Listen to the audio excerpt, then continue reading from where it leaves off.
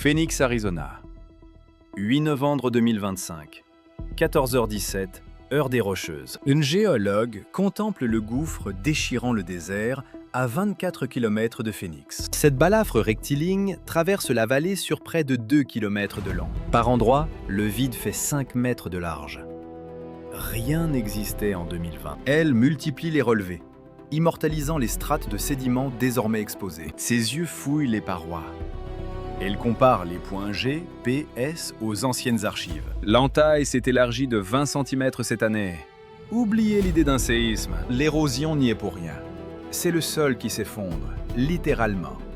La terre implose car ses fondations ont été siphonnées par l'homme. Cette ressource pillée, c'est l'eau. De l'eau fossile piégée sous nos pieds depuis 10 000 ans. Un vestige glaciaire, relique d'un temps où l'Arizona croulait sous les pluies. L'agglomération de Phoenix abrite aujourd'hui 5 600 000 âmes. Perdues en plein désert, ces gens pompent cette eau antique sans retenue. On puise trop vite. La nappe phréatique est en train d'agoniser. Quand les réserves s'effondrent, la croûte terrestre au-dessus finit par craquer. Voilà la sombre réalité que personne ne veut admettre. On dénombre déjà 169 de ces crevasses béantes en Arizona. La plupart dévorent les zones où l'urbanisation explose sans contrôle. Chaque année, ces plaies s'étirent et s'éventrent un peu plus. Certaines engloutiraient des camions. Pourtant, ces trous ne sont rien. Ces plaies sont de simples symptômes. Le drame ? Phoenix, 5e ville du pays, a défié le désert. Il n'y pleut que 20 cm par an. Pourtant, la métropole boit son eau souterraine jusqu'à l'épuisement total. Le verdict tombera d'ici 50 à 70 ans. Ce sera sec, sans or bleu. Phoenix ne sera bientôt plus qu'un souvenir. 5 millions d'âmes ne survivront pas dans un enfer sans eau. Les chiffres sont impitoyables. Mais les officiels gardent le silence. En Arizona, l'épuisement des nappes a déjà franchi le point de non-retour. Même en stoppant tout, ces réserves ne se régénéreront jamais. L'affaissement est irréversible. La Terre va continuer de s'ouvrir. Le poumon du sud-ouest fonce droit vers le mur de la soif. C'est le début du plus grand exode climatique de l'histoire américaine. Imaginez, vous avez acheté votre maison à Buckeye en 2018. Une banlieue florissante située à 48 km à l'ouest de Phoenix. Votre pavillon vous a coûté 310 000 $. Tout était neuf. 200 maisons posées sur d'anciennes terres agricoles. Le promoteur vous a juré l'accès à l'eau. Vous êtes raccordé au réseau de la Buckeye Water and Sewer Company. Confiant, vous n'avez rien demandé sur la gestion des ressources. Février 2025. Un courrier de la Régie des eaux tombe. Nappe à sec, restriction d'État, vos tarifs grimpent de 73%. Hausse étalée sur 3 ans. Votre facture de 87 $ explose. En 2028, comptez 150 $ par mois. Tu commences à évaluer l'ampleur du désastre. 63 $ mensuels en su, cela revient à 756 $ chaque année. Ton budget familial encaisse le choc, mais il frôle la rupture. Puis, le couperet tombe. Tu reçois l'avis final. Les autorités de l'eau en Arizona classent officiellement ton secteur en zone de pénurie critique. La loi est désormais implacable. Tout nouveau chantier est formellement interdit dans ces périmètres à sec. Plus de nouveaux logements. Plus aucune ouverture de commerce. Tout est figé. En l'espace de 6 mois, ton patrimoine perd 18% de sa valeur. Ta propriété payée 310 000 $ n'est plus estimée qu'à 254 000 $. Vendre maintenant reviendrait à accepter une ruine totale. Impossible de renégocier ton prêt. Ta dette dépasse désormais largement le prix du marché. Mais ce cataclysme dépasse tes simples soucis bancaires. À 3 km de chez toi, une faille sismique a éventré la Terre en 2024. Cette crevasse s'étire sur plus de 1000 mètres et continue de s'ouvrir. Malgré les barrages de sécurité, ce gouffre béant rampe inexorablement vers les habitations. Si cette balafre atteint ton terrain, ta demeure deviendra invendable et totalement inhabitable. Les assureurs refusent catégoriquement de couvrir les dégâts liés aux fissures terrestres. Pour l'État, ce genre de faille n'entre même pas dans la catégorie des catastrophes indemnisables. Te voilà pris au piège dans une cité fantôme sans eau, où le sol se dérobe sous tes pas. On ne parle pas ici d'une simple hypothèse. C'est le calvaire que subissent actuellement des milliers de familles en Arizona. Pour piger l'origine de ce chaos hydrique, il faut remonter 10 000 ans avant notre ère. C'était la fin de l'âge de glace.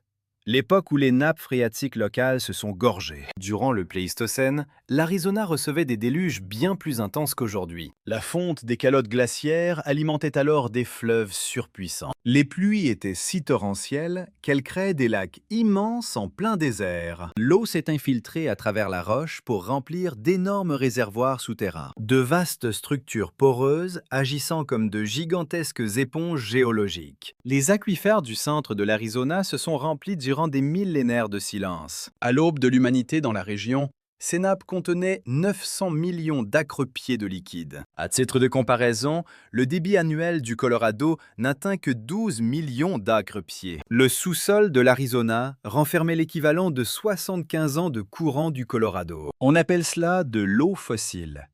Un trésor accumulé sur des cycles géologiques. Ce stock précieux provient d'une ère climatique radicalement différente de la nôtre. Les tribus indigènes ont occupé ces terres durant des siècles sans jamais épuiser la ressource. Leur population restreinte permettait une consommation parfaitement équilibrée. Le peuple Hohokam avait même conçu des réseaux de canaux d'une grande complexité, mais leur survie dépendait principalement des eaux de surface des rivières Salt et Gila. Jamais ils n'avaient eu besoin de forêt pour vider les entrailles de la terre. Tout a basculé brutalement en 1867. C'est l'année où Phoenix fut érigé comme un simple avant-poste agricole. Les pionniers ont tout de suite flairé le potentiel fertile de cette vallée. La Salt River suffisait amplement à l'époque pour irriguer les cultures. Le soleil permanent boostait les récoltes de coton et d'agrumes, faisant exploser l'économie. Mais la Salt River était instable. Les grandes sécheresses ont fini par tarir son flux. Les crues ont tout ravagé. Les fermiers devaient trouver une alternative vitale. Ils ont foré profond, perçant les entrailles de la vallée pour débusquer l'eau. La ressource était massive, là, juste sous leurs pieds. C'était de l'or bleu gratuit, importé d'une simple pompe. De 1900 à 1950, ce bourg de 5000 âmes explose à 100 000. Les cultures envahissent tout. Des milliers de pompes vident les réserves souterraines. La nappe a commencé à s'épuiser, lentement. Presque en silence. Quelques mètres par an. Pas de quoi paniquer. Suffisait de creuser plus loin. Fallait descendre encore.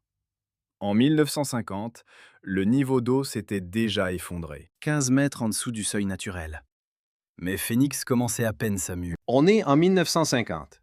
La climatisation arrive enfin dans les foyers. Pour la première fois, l'homme peut dompter le désert et y vivre l'année entière. Phoenix se vend comme l'oasis de rêve pour les retraités et les vacanciers. Les seniors fuient le gel pour la vallée du soleil, cherchant le soleil et la vie pas chère. La population explose.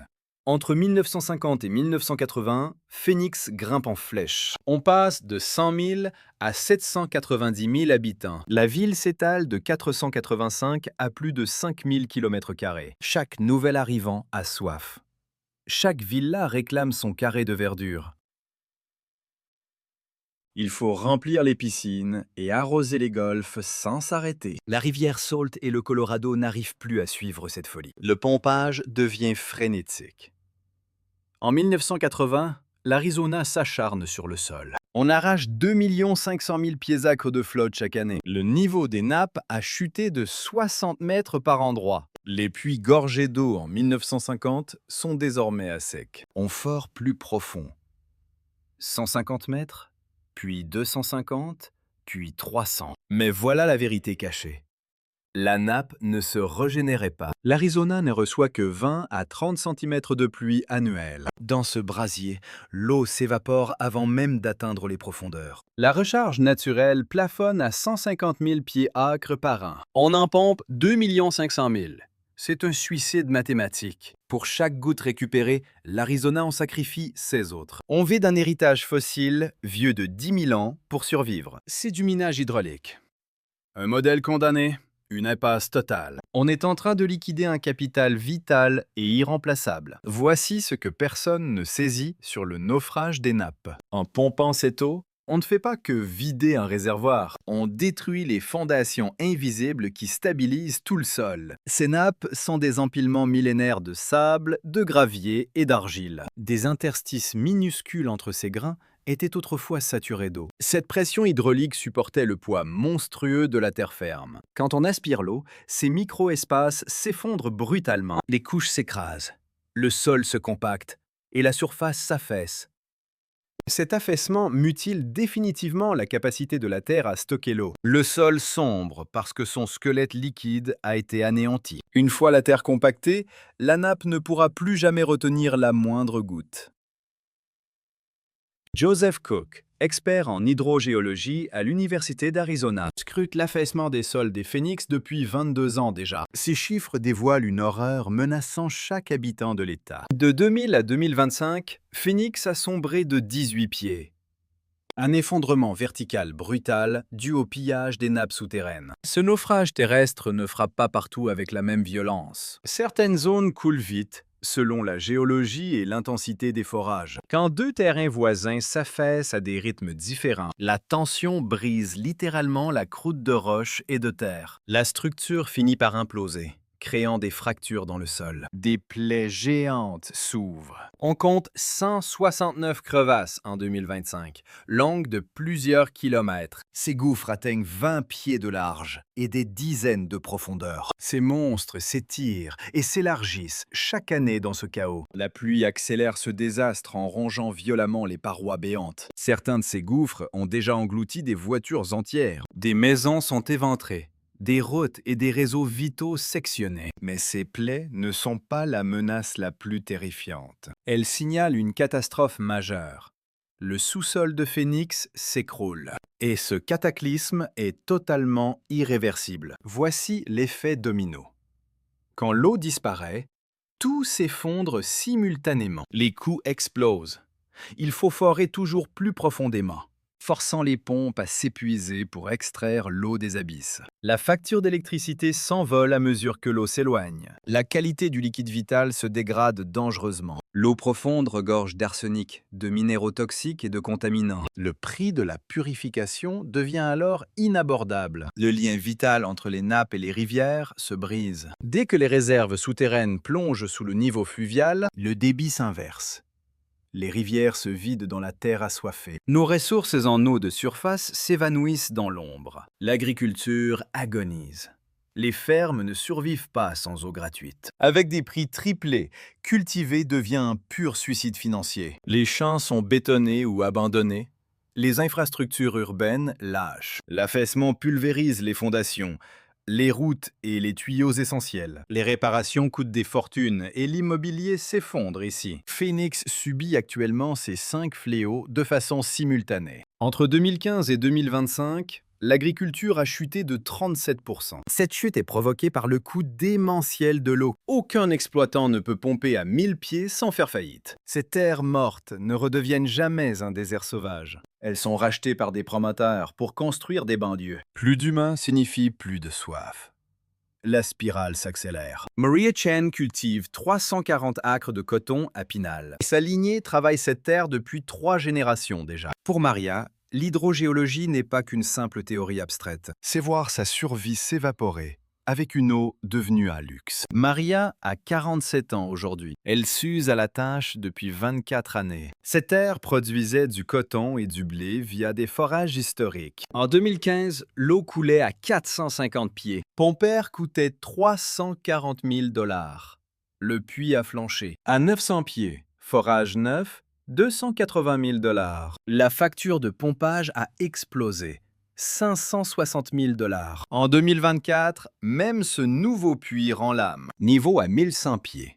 Pomper coûte 820 000 $. Maria a fait ses comptes pour un constat glacial. Le coton doit grimper de 45% pour simplement survivre. La bourse ignore l'agonie des nappes d'Arizona.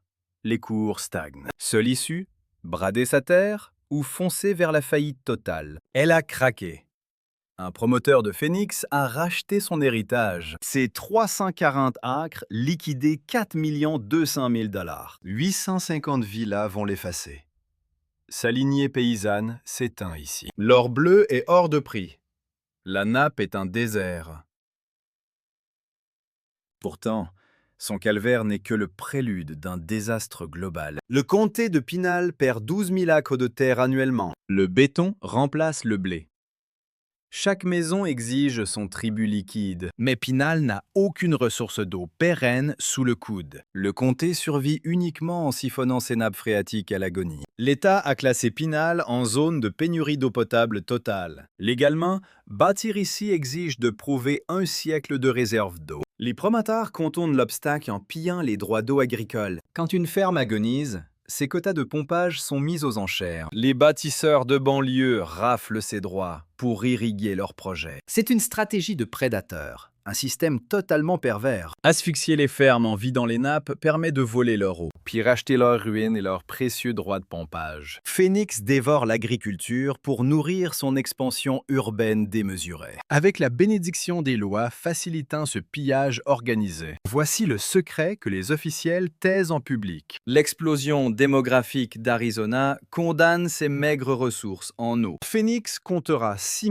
200 000 habitants d'ici 10 ans. Une vague de 600 000 nouveaux arrivants va déferler bientôt. Chacun engloutit environ 150 gallons d'eau chaque jour pour vivre. 600 000 âmes pomperont 90 millions de gallons par jour, soit 100 000 acre-pieds siphonnés chaque année. L'offre durable de Phoenix, entre fleuves Colorado et rivières locales, en incluant la maigre régénération naturelle des sols, plafonne à 2 800 000 acre-pieds annuels. La soif réelle dépasse déjà les 3 200 000. Le déficit régional excède déjà les 400 000 pieds-acres par an. 100 000 pieds-acres additionnels pour les nouveaux habitants aggravent ce gouffre. Ce manque force à piller des eaux fossiles irremplaçables. À ce rythme, les réserves sous Phoenix seront taries avant 2085. Dans 60 ans, les nappes centenaires de la ville seront totalement vides. Sans eau souterraine, Phoenix ne dépendra que des seuls apports de surface. La surface ne fournit que 2 800 000 pieds-acres. Pour 5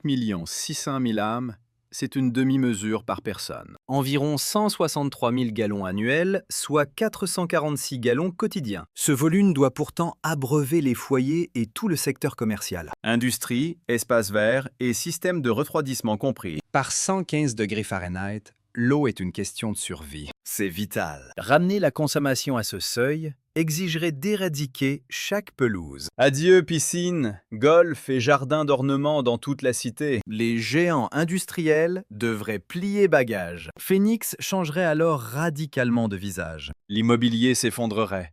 La vie déclinerait et l'exode débuterait. La question n'est plus de savoir si cela arrivera, mais si nous vivrons un déclin géré ou un chaos total. 15 février 2026. L'État publie les données alarmantes sur l'épuisement des nappes de Phoenix. En 2025, le niveau a chuté de 6,2 pieds. La baisse atteint 287 pieds depuis 1980. L'assèchement s'accélère brutalement. Les niveaux chutent plus vite qu'en 20 ans, malgré les politiques d'économie. Cette accélération est portée par l'explosion démographique. Chaque nouvel arrivant et chaque projet immobilier épuise la ressource. L'effort individuel est balayé par la croissance globale de la population. Phoenix écope une barque qui sombre tout en perçant sa coque. L'économie freine le naufrage, l'expansion l'accélère. Le déclin reste inéluctable. Les modèles prévoient qu'au centre de la ville, les nappes atteindront 1500 pieds d'ici 2075, devenant inaccessibles. Dans 49 ans,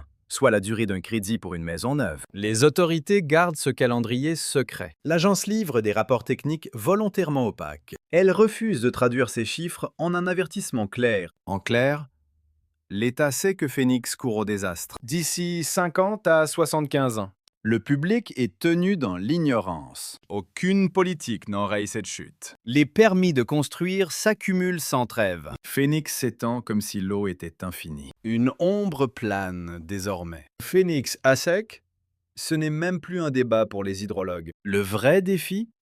Organiser l'agonie proprement ou crever brutalement quand les puits seront vides. Le choc viendra quand pomper la terre coûtera trop cher pour l'industrie, les fermes et nos robinets. C'est le moment où le sol s'affaisse. Broyons les routes et les tuyaux plus vite qu'on ne les répare. Quand des failles monstrueuses éventrent les quartiers, forçant les gens à fuir le désastre. L'effondrement commence quand le prix du litre rend la vie impossible pour la classe moyenne. Faire tenir une ville avec 20 cm de pluie par an et zéro stock souterrain, c'est mathématiquement mort. Phoenix ne discute pas. elle subit. On ne fabrique pas de l'eau avec du vent. L'espoir ne remplira jamais les nappes phréatiques que nous avons pillées. Sans flotte, une ville n'est qu'un cadavre. Une cité de sable dépend de tuyaux lointains ou de réserves enfouies depuis des millénaires. Si les réserves expirent, le cœur de la métropole s'arrête net. Et Phoenix est en train de vider ses dernières cartouches. Le niveau chute de 2 mètres chaque année, accumulant près de 100 mètres de vide abyssal. La terre se déchire aux 4 coins de la vallée. Les agriculteurs font faillite, incapables de payer la facture énergétique pour creuser toujours plus profond. On continue d'empiler des maisons sur des terres officiellement condamnées par la soif. Cette eau fossile de 10 000 ans d'âge, héritée de la dernière ère glaciaire, est en train de s'évaporer. On a tout cramé en 60 ans pour étaler du bitume sous un soleil de plomb et 20 cm de pluie. Viabilité? Zéro. C'est une faillite écologique flagrante. La froide réalité des chiffres est implacable. Est-ce que les 5 600 000 âmes ici réalisent qu'elles marchent au-dessus du vide? Vont-elles réagir avant l'épuisement total ou continuer de prier devant l'autel de la technologie? Ils croient encore que l'innovation ou les lois vont faire pleuvoir des miracles dans leur canalisation. Les blessures du sol s'ouvrent un peu plus chaque saison. La terre s'enfonce de 2 mètres par an sous le poids de la déshydratation. On pompe à 87 mètres sous le niveau critique et Phoenix continue son délire de grandeur. Il y a ceux qui voient l'abîme et qui changent de route. Et il y a ceux qui foncent tête baissée jusqu'à l'extinction totale. Peu importe le fric ou la modernité, certaines villes n'auraient jamais dû sortir de terre. Vivre à cette échelle dans de tels endroits était une erreur de calcul historique. Phoenix est un mirage qui boit de l'eau fossile pour ne pas mourir. Quand la coupe sera vide, le désert récupérera ce qu'il n'a jamais vraiment cédé. La seule inconnue: combien resteront sur le carreau parmi les 5 600 000 habitants?